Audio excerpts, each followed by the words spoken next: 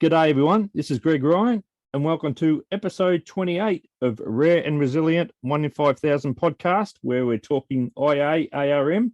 And today we are joined by Daria, who is the mother of 5-year-old Daniel, who currently lives in Barcelona, Spain, but Daniel was born in Prague in the Czech Republic. So welcome to you, Daria. Hello everyone. Hello, Greg. Thank you for inviting me. It's an honor. It's wonderful to hear your voice. Now, you and your husband, Alex, wrote your stories in the book, and your stories are story number 55 and 56 on page 120 in the book. So what I'll get you to do, Daria, if you don't mind, is just read your story that you wrote about Daniel. So here's my story from the book. What is your wish? The name of my story. A few days ago, I read a book with my 4-year-old son who was born with bacterial and anal atresia. In the book, one boy saved the fairy, and as a gift, he could make a cherished wish. I asked my son if he has a cherished wish. I want to stop pooping forever, he said. In his answer, you could feel all the deepest emotions and experience he's going through. I had no complications during my pregnancy with him. When our son was born, it was a shock for us to find out that he had anal atresia and other birth defects. It turned out to be very difficult to find information and communities of people in languages other than English. We had really a tough experience. The first 2 years were the hardest. Our only desire was to talk to someone who had already gone through this and who would tell us that everything would be fine.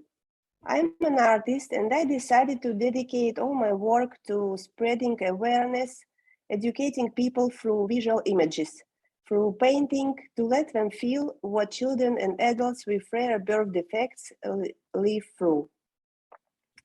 We speak so little in society about what we have to go through: surgeries, incontinence, constipation, medications, accidents, feelings of shame, unpleasant odors, physical and emotional pain, enemas, procedures, refusal from favorite activities, loneliness, bullying, and etc.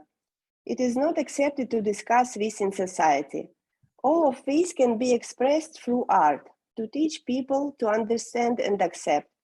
And this is what I want to speak about and will do for my son and for all of us. So my cherished wish is to be heard. What is yours? And there in the story you can find my pictures and my Instagram page with art dedicated to bacterial. And what's your Instagram page?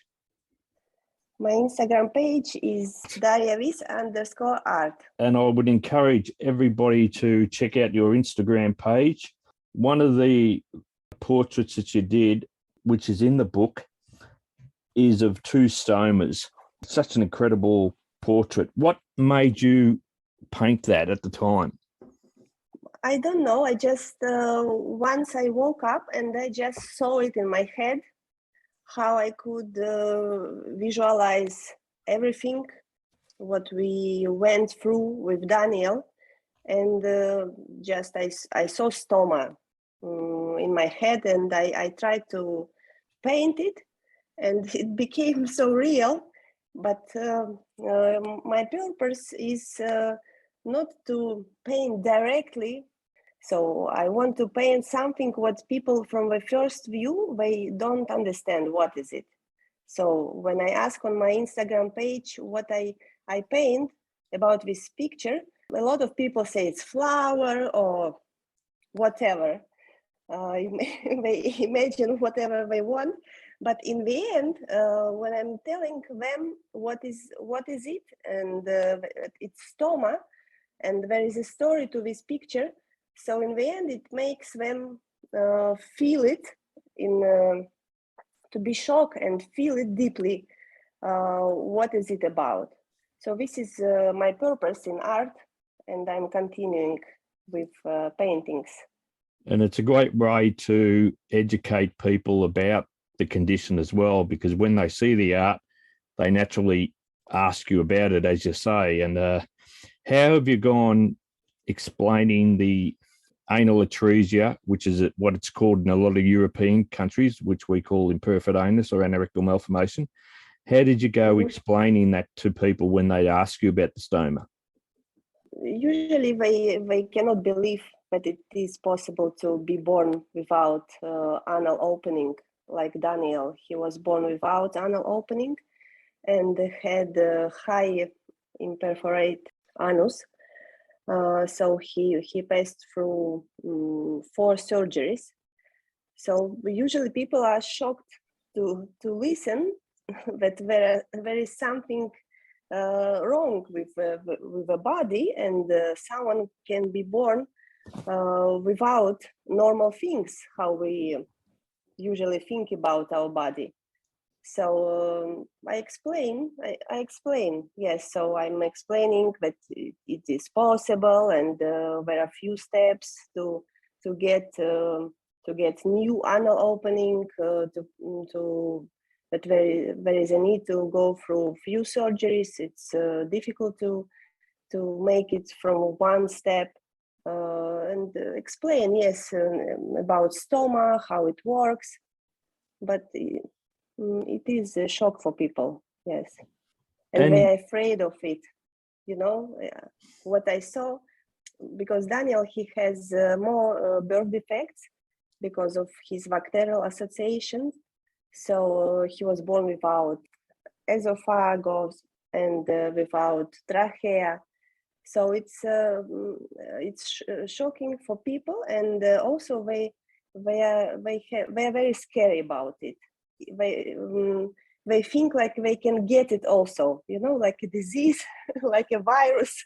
Oh, really? So this is what I saw, because it's unknown for them, and they are scary. So, but that's why my art is to spread the information and to understand that there is nothing you can catch from our children or adults with this problem. No, well, that's one thing. We can't pass it on in the street. That's one thing about it. Now, tell us about, you were living in Prague, but you actually had to move. Was that mainly because you just weren't getting the medical attention for Daniel that you needed? Yes, Daniel was born in Prague, and all life-saving surgeries were done there. But I should say the medical care system in Prague and Czech Republic in general is perfect. Everything is for free for children. All the surgeries, it's covered by the state, but there is no rehabilitation area. It's not developed. So program like bowel management program or some kind of post-surgery therapy, there is nothing like this. So that's why we moved, because all the surgeries were done, and we needed something more, something to care about Daniel after surgeries, because surgeries are done, but then you need to leave, you need to socialize, to go to kindergarten, to control your bowel, to be not incontinent. So that's why we moved, because in Spain, what I read, more possibilities about programs, and but it takes time to find the proper specialists, pediatric surgeons, and it's also difficult. So we are here almost 3 years, but till now we are looking for doctors. So it takes time. How is Daniel going at the moment? How's his bowels going? How's he go at school? Also, one of the reasons we moved to Barcelona was with first education, kindergarten at school.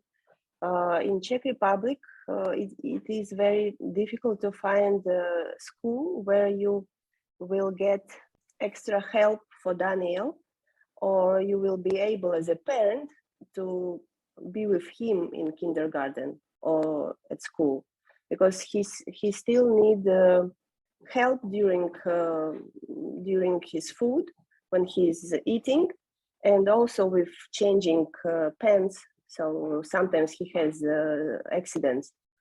So in Czech Republic, it's almost impossible. But here in Spain, the society is more tolerant to conditions, different conditions, and in general, they are more tolerant in many questions. So we found the perfect school for him, and he started from this September. He finally started to socialize, to be in a collective of children. It was very important for him because of his health issues. He couldn't go to any bigger group of children because of disease and all these things which are not good for him. So he started this September, and I was accepted to come with him. So I'm visiting him during his lunchtime and his breakfast and lunchtime. I'm coming to school to help him. So I'm controlling, mostly I'm staying behind him, sitting on a chair and controlling if he is chewing good and he will not be coughing, and because of his esophageal, yes. So that's all, yes, and they are very helpful, and they changing teachers. They change his pants in a case of emergency. And what I liked the most, they organized a special occasion for Daniel where he could explain his situation. And so now it's we are in March. So from September till March, they made it 3 times. So to educate children in his group about rare conditions and why he's still wearing pants and different disease. And so they speak about it and help children to be tolerant to differences in bodies, in behavior. So this is I like a lot. That's really incredible, Daria, that a 5-year-old actually can get up in front of his school friends and talk about it. Like, that's amazing to me. It must make it so much more comfortable for him knowing that he doesn't necessarily need to hide. Exactly. There was a situation he was very worried about. He went to pee, and the door was not closed properly, and one of the boys saw that he's wearing pants, and starting to make jokes about this, and like normal situation in most of the cases. And he told me, and I spoke with teachers, and they immediately organized everything. They made it like a game, the explanation. So it's not that they sit in the room and teacher is speaking. No, it's like in a game way. They explain everything, and they let Daniel to show his scars. Oh, really? Really, yes. And he felt that they accept him how he is. So yes. This is the most important. So and they understood, and they apologized and hugged him. It was so nice. I was not there, just from the explanation from teachers and from some parents, because children, they spoke then in families about Daniel. So I'm getting a lot of support in our parents group. That must be so amazing. And it's such an incredible commitment for you and Alex, to move countries just to get the right environment for Daniel to grow and to feel comfortable. It's such an incredible commitment on your behalf. Thank you. It was hard, we were preparing for moving, I don't know, maybe 5 years, I guess 5 years, to move, to rent apartments, to find school. The most scary thing was doctors, because I could not imagine in Prague. We were living just near the main hospital, 5 minutes, and we jumped there. In any case of emergency, we were there. But to move to foreign country without doctor support, without anything, so I first what I did, I learned Spanish to be able to explain what is his needs, Daniel needs, in the case of emergency in a hospital. So it was quite a challenge, but and we are still in it. Not everything is done yet, but now I feel more safe here. So with your help, Greg, I found this great doctor in Madrid. So I hope we will go there in 2 weeks already to make a checkup for Daniel. Yeah, I'm sure that the doctor that we'll put you in contact with will, hopefully that'll work out. Now, and you've got a older daughter, haven't you? Yes, I have a daughter. She's in December, she was 14. So in the age of teens, very, very difficult, but we are managing. So it was difficult for her also. First, when Daniel was born, she was shocked. Because we stayed 1 month in the hospital after he was born. So she was waiting for us, and she was staying only with Dad and at home. And then also a lot of special needs from Daniel, and she was she didn't understand this in the beginning, but then from time to time, and she helped a lot. I remember when we changed the stoma bags, whole family was dancing. Oh, really? Yes, our family was dancing to let Daniel be happy and not concentrate on what I'm doing with his stomach. Trying to distract him. The bag. Yeah, so she was singing, dancing, shaking toys, and my husband was cutting the holes to fix stomach bag properly. So whole family at work. So it helped a lot to unite family, to be more time, to spend more time together, to be more close to each other. But it's a difficult time for children of their age to understand and accept the differences. So there is a lot of work with it till now. And how is she now with Daniel's issues? Does she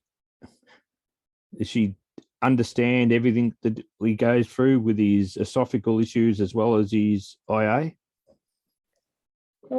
She understands, but as Daniel, he's okay. I mean, from the outside, he's absolutely okay, and there is no any sign of his disabilities. So all of his disabilities hidden. So sometimes I see from my daughter that she forgets about the conditions, and I need to remind her that he has special needs, and that he's different in many aspects. So sometimes she forgets, and also she's very shy to speak about his condition with her friends. Sometimes she's asking me, why are you putting on Instagram all these stories about Daniel? It's not good. It's his privacy, and and I don't want anyone will read it and will know that he's my brother. So we need to work in this direction, and because it's normal fare for teenagers Yes. to be different from the others, and to have a brother like Daniel, it is a difference. It is difference for her.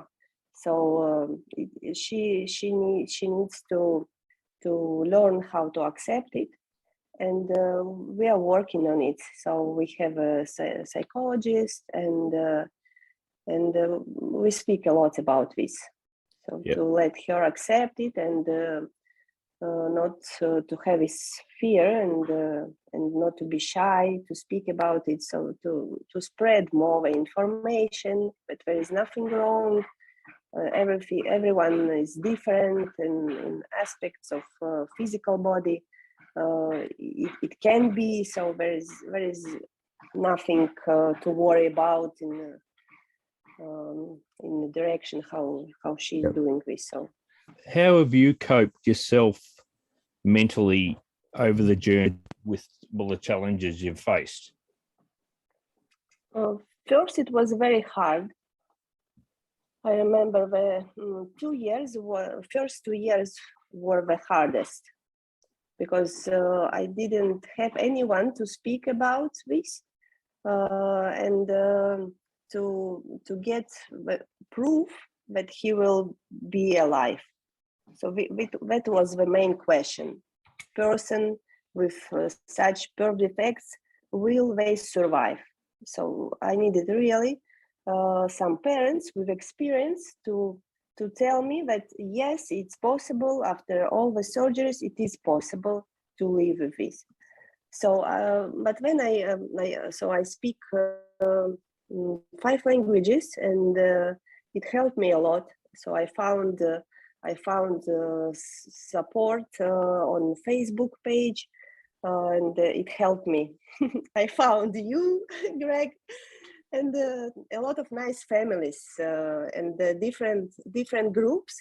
So I was in a group, Bacterial Association, and then Tethered cord syndrome. Daniel, he had also surgery on a tethered cord. So I found the group. They helped me a lot with my fears about this situation, and your group also, Greg. It was very helpful. So then I started to feel secure, and started to learn more, because knowledge is everything.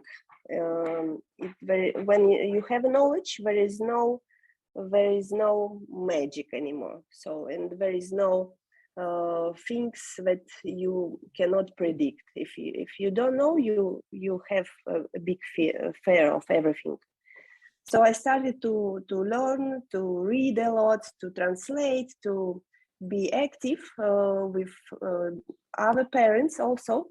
And from time to time, I developed my position as not to be a victim of the situation, but I started to think what as a parent I can do for others, and it helped me the most.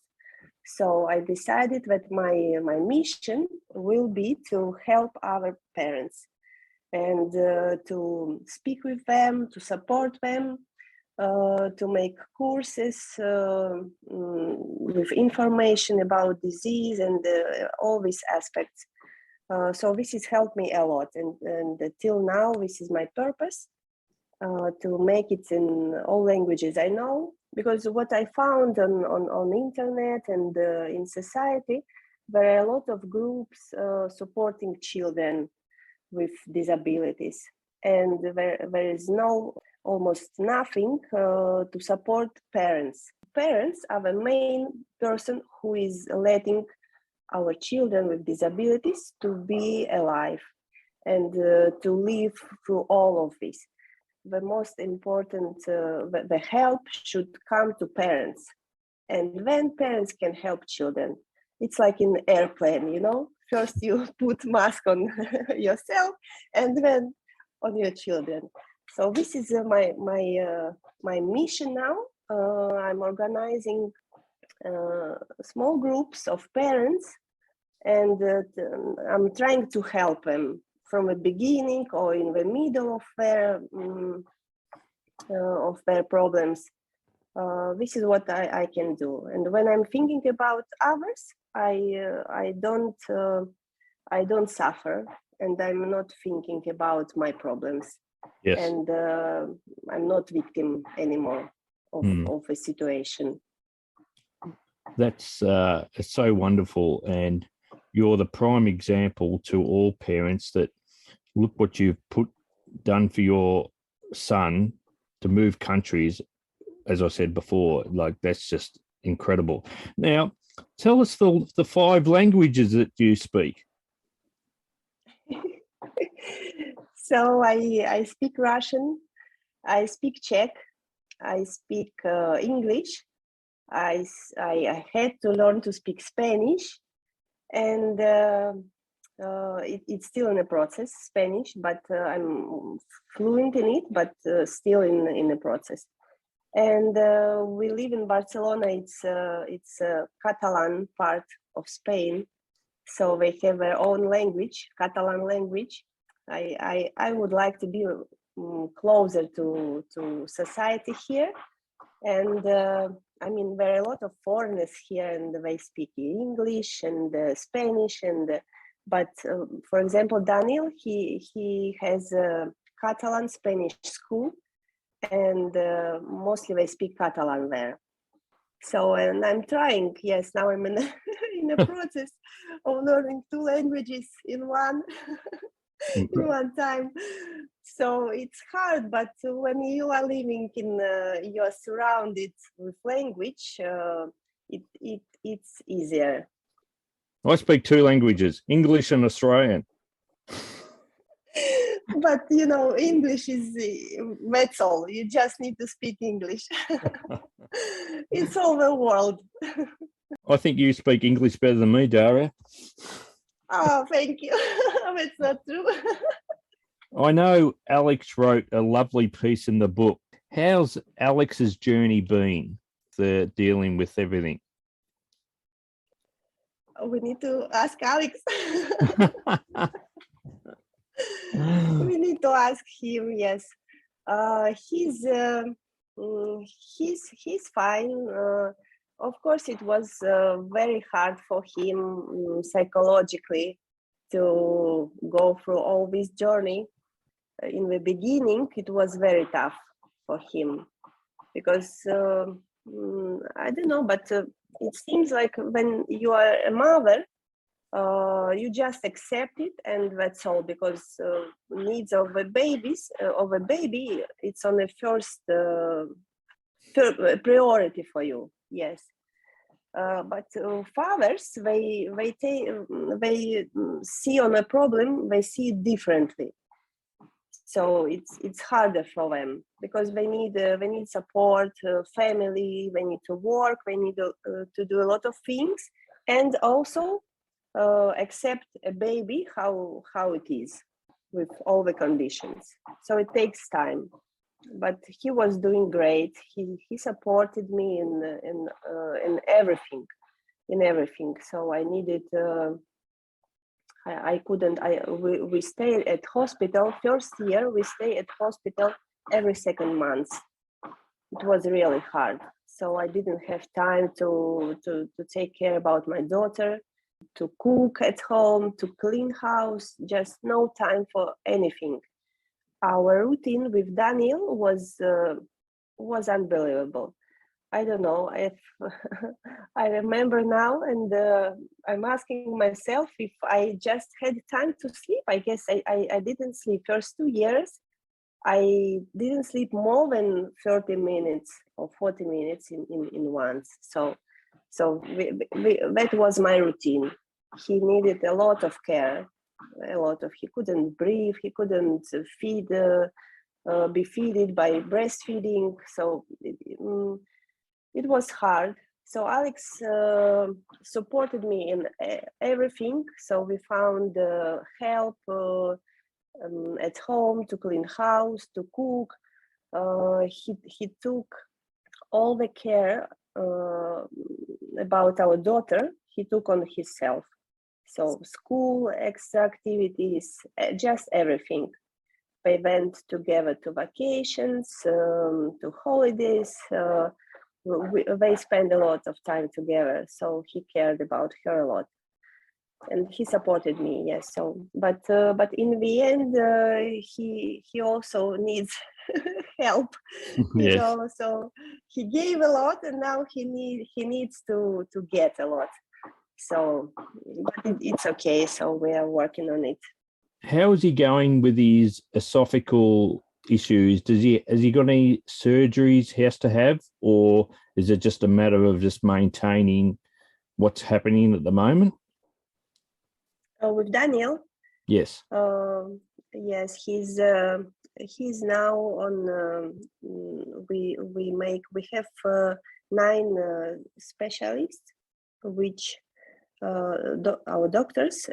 I mean, it was in Prague, and we are trying to find the same now in Barcelona. And we need to make checkups with them once a year or 2 times in a year.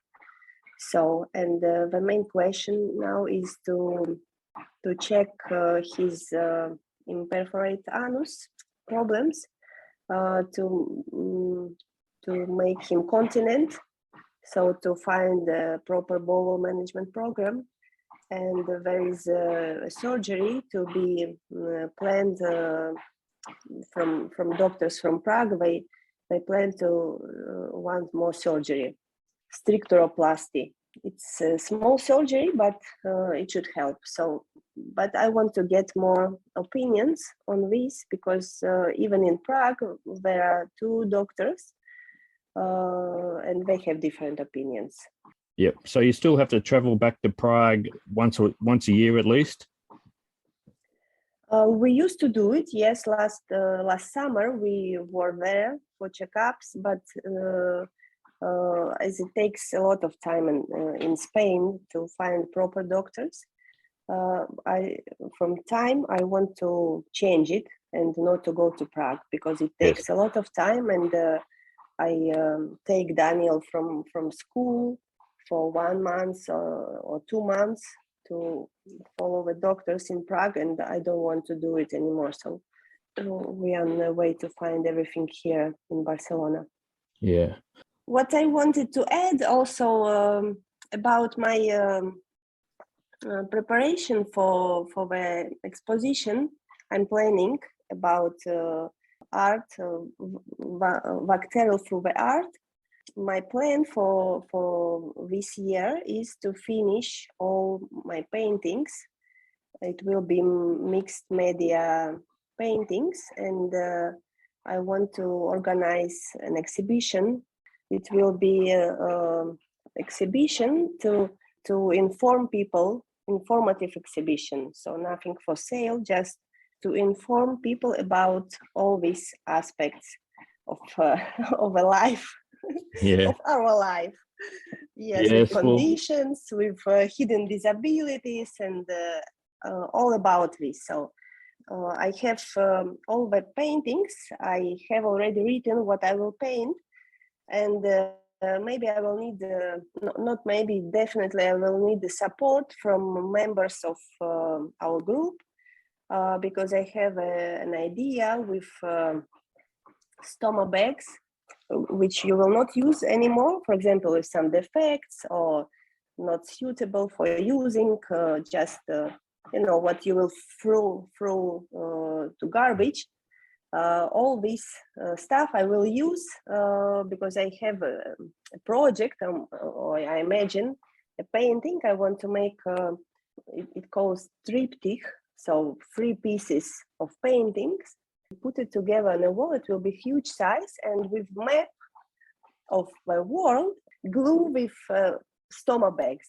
Yeah. So this is the idea, and I will need help from our members of our group to send me these bags, and to sign whatever they want on a bag, name of a child, or some wishes, or to paint it somehow, and it will be on a wall. It will be presented in my exhibition. So maybe later when I will make everything on the web page, and I will connect members. No, that's such a wonderful idea. To And support me. it's So such yes, this is my plan. Yes, I want to make this exhibition and in all languages. So in Czech Republic, in Spain, in Russia, if it will be possible, in some English-speaking country, to inform, to just to inform people what is it about, what we are going through, all the parents, all children, adults, all together. Well, you can count us. The 1 in 5,000 Foundation will support you as much as you need by advertising and putting the word out there on our group page. And I'm sure that we'll get a wonderful response, just like we've had when we've done our Help for Ghana project, where we've had the donated stoma bags to send to Ghana. So I'm sure that I'm sure we'll get a similar response to help you, Daria. Thank you, Greg. It's amazing what you are doing in this also with Ghana Help. It's just amazing, Greg. You are a man with a big heart. Oh, we do what we can to help people where we can, Daria. So the parents and all that, you guys are the real heroes. I'm just here to help you where I can. Daria, I can't thank you enough for sharing your story and of you and your family and your wonderful little boy, Daniel. It's been such a pleasure talking to you. And I know that people, as I said earlier, are going to be really touched by what you've shared with us. Thank you, Greg. Thank you, Greg, for inviting and for this time. It was wonderful. Nah, thanks, Daria. Bye-bye. Bye-bye.